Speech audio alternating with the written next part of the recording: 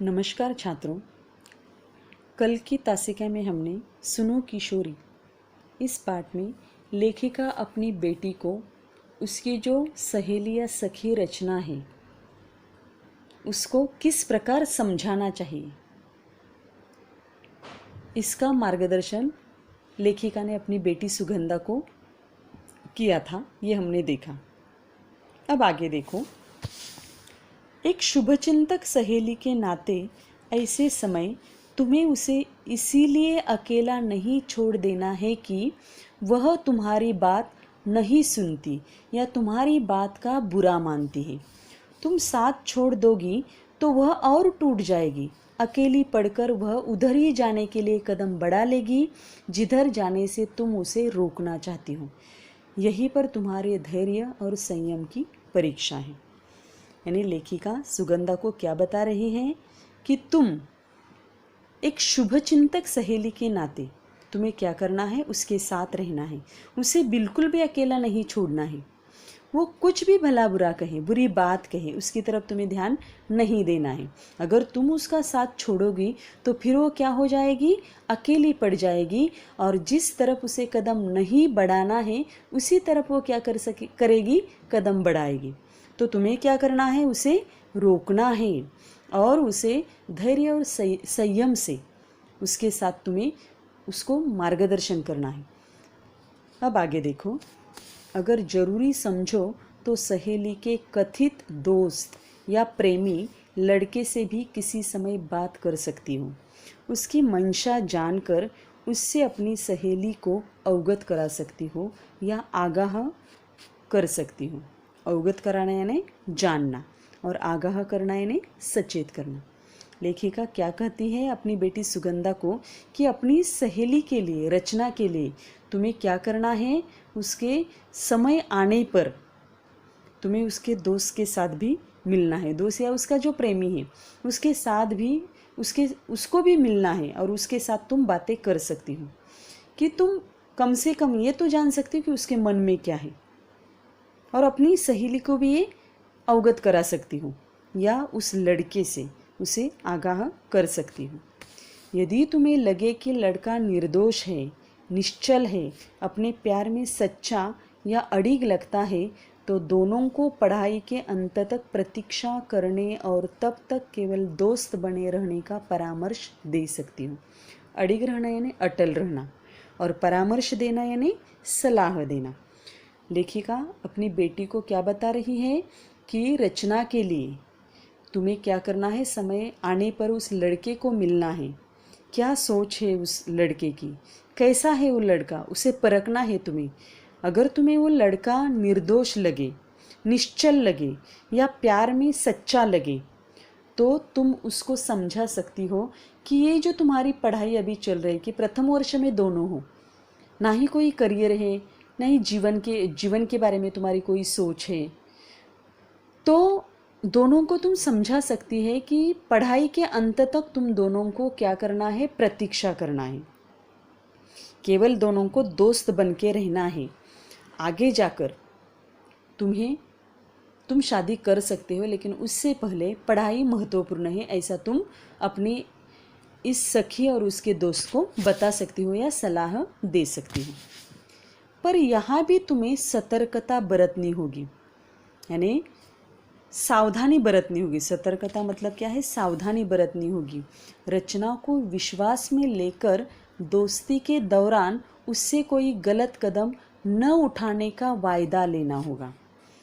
लेखिका क्या बता रही है अपनी बेटी सुगंधा को कि तुम्हें यहाँ पर भी सावधानी बरतनी होगी कि रचना को क्या करना है, तुम्हें विश्वास में लेना है। दोस्ती के दौरान उससे कोई गलत कदम न उठाने का वायदा लेना होगा, यानी उससे ये वचन लेना होगा तुम्हें कि तुम कभी भी गलत कदम नहीं उठाओगे। पहले तुम क्या करोगी, अपनी पढ़ाई पूरी करोगी विश्वास के साथ, वरना दूसरों की आग बुझाते अपने हाथ जला लेना कोई अनहोनी या असंभव बात नहीं। कई बार ऐसा होता है, हमारे भी जीवन में ऐसा होता है, दूसरों को हम मार्गदर्शन करते करते कभी कभार वो हम पर अविश्वास दिखाते हैं और उसमें हमारा ही नुकसान होता है। तो इसलिए लेखिका क्या कहते हैं कि तुम्हें बहुत ही सतर्कता से कदम आगे बढ़ाना है, उन्हें मार्गदर्शन करना है, उन्हें प्रेरणा देनी है। अच्छा क्या है, बुरा क्या है, सही क्या है, जीवन में पढ़ाई कितनी महत्वपूर्ण है, ये इसका महत्व समझाते समय तुम्हें क्या करनी है, सावधानी बरतनी। वरना क्या हो सकता है, दूसरों की आग बुझाते बुझाते हमारे ही हाथ जल जाते, ऐसी अनहोनी हो सकती है। इसलिए मैंने कहा है, यह तुम्हारी सूझ समझ की भी परीक्षा होगी। यानी लेखिका ने कहा है कि तुम्हारी भी सूझबूझ की या तुम्हारी भी सूझ समझ की ये क्या है, परीक्षा है। और एक बात यह मत समझना कि सलाह केवल तुम बेटी हो इसीलिए दी जा रही है। यही सलाह कोई भी माँ अपने पुत्र को भी देगी। यानी लेखिका क्या बोलती है अपनी बेटी को, सुगंधा को, तुम्हें ऐसा लगेगा कि मैं बेटी हूँ इसलिए माँ मुझे सलाह दे रही है, लेकिन बिल्कुल ऐसा नहीं।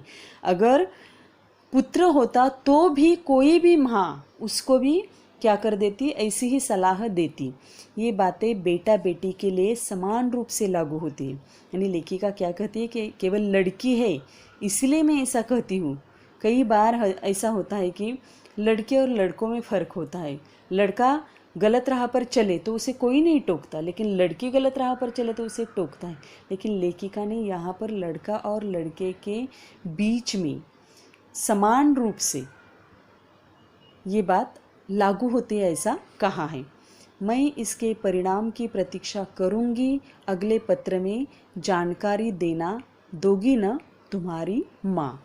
यानी लेखिका ने अपनी बेटी सुगंधा को इतना अच्छी तरह समझाया है कि तुम्हारी ये जो सखी है रचना, जो आधी अधूरी पढ़ाई छोड़कर किसी लड़के में अटक गई है, तो उसे बाहर निकालने के लिए तुम्हें क्या क्या करना है, क्या क्या सावधानी बरतनी है, किस तरह उसे मार्गदर्शन करना है और कैसे इसमें से उसे बाहर निकालना है। ऐसी परिस्थिति से, कठिन मुश्किल परिस्थिति से उसे कैसे बाहर निकालना है, इसके लिए तुम्हें क्या क्या करना चाहिए, ये लेखिका की माँ ने लेखिका को समझाया है।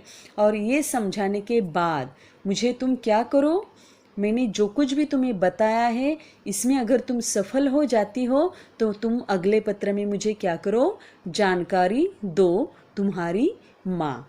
तो इस प्रकार सुनो किशोरी, ये जो पत्र संग्रह है उनमें से ये लिया हुआ पाठ है। और इस पाठ के माध्यम से लेखिका ने आज की पीढ़ी के जो किशोर अवस्था में जो लड़के लड़की होते हैं, बिना सोचे समझे अधूरी उम्र में, ना समझ वाली उम्र में किस तरह अपना जो पैर है उनका फिसल जाता है, किस तरह वो बिगड़ जाते हैं, पढ़ाई को कम महत्व देने लगते हैं, जीवन में आगे नहीं बढ़ते हैं, जीवन में उनके बर्बादी ही होती है। और इससे सुधारने के लिए एक मार्गदर्शन के रूप में, एक संदेश के रूप में लेखिका आशा रानी वोरा ने बहुत ही महत्वपूर्ण संदेश दिया हुआ है। तो इस प्रकार हमारा ये जो पाठ है वो समाप्त हो गया। धन्यवाद। अब इसके नीचे जो दिया हुआ स्वाध्याय है, पाठ के नीचे, पाठ्य पुस्तक के नीचे दिया हुआ जो स्वाध्याय है उसको आपको क्या करना है, पूरा करना है। आकलन है, शब्द संपदा है, अभिव्यक्ति है और पाठ पर आधारित जो लघुत्तरी प्रश्न है उसको भी आपको लिखना है। और साहित्य संबंधी जो सामान्य ज्ञान के रूप में जो प्रश्न दिए हुए हैं उसको भी आपको लिखना है। जो व्याकरण है जो 11वीं कक्षा में आपका हुआ है उसे समझकर आपको ये पूरा स्वाध्याय पूर्ण रूप से लिखना है। धन्यवाद।